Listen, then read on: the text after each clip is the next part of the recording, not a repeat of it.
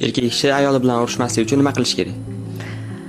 Ayoli bilan urushmasligi uchun ayolni aytganini qilish kerak, ko'ngliga qarash kerak. Nimaga bilasizlar? Chunki ayol kishi urushganda hech ham aybdor bo'lmaydi. Sababi bor. Agar ayol kishi o'sha munosabatda aybdor bo'lsa, u urushmaydi. U o'zini aybini biladi, jim aytganini qilib yuradi. Ya'ni xo'p deydi hammasiga. Lekin ayol kishi aybdor bo'lmay qolsa, unda haqiqiy urush bo'ladi. Chunki ayollarning hissiyot boshqaradi. Ayollar o'zini aybini juda yaxshi biladi. Aybi bor paytda indamagan, yaxshigina ana quloq soladiganga aylanadi. Aybi bo'lmasin, hammasiga demak siz javobgarsiz. Ayollar har doim o'zi atidan urush chiqaravermaydi, janjal qilavermaydi. Ayol kishi janjal qilishiga erkak kishi judayam ko'p sabablarni o'sha taxlab qo'ygan bo'lishi kerak.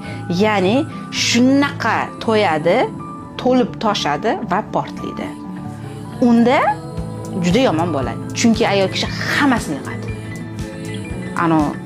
Nima deydi, saqlanib turgan bombaga o'xshab bir kun bittada portlaydi. Ayol kishi portladimi, unda yashab qolish hamma gap emas. Shuncha ehtiyot bo'lish kerak. Ayol kishi hamma narsaga urushadi deb o'ylamang. Ayol kishi yig'adi birinchi. Yaxshilab. Keyin portlaydi. Keyin tushunmaysan-da, u zamonda odam zamonda. Ha, o'sha paytda 30 yil oldingini ham, 20 yil oldingini ham hammasini xuddi hozir bo'lganda eslatib qo'yadi. Keyin siz qochishga joy topa olmaysiz. Erkak kishi ayoli bilan urushmasligi uchun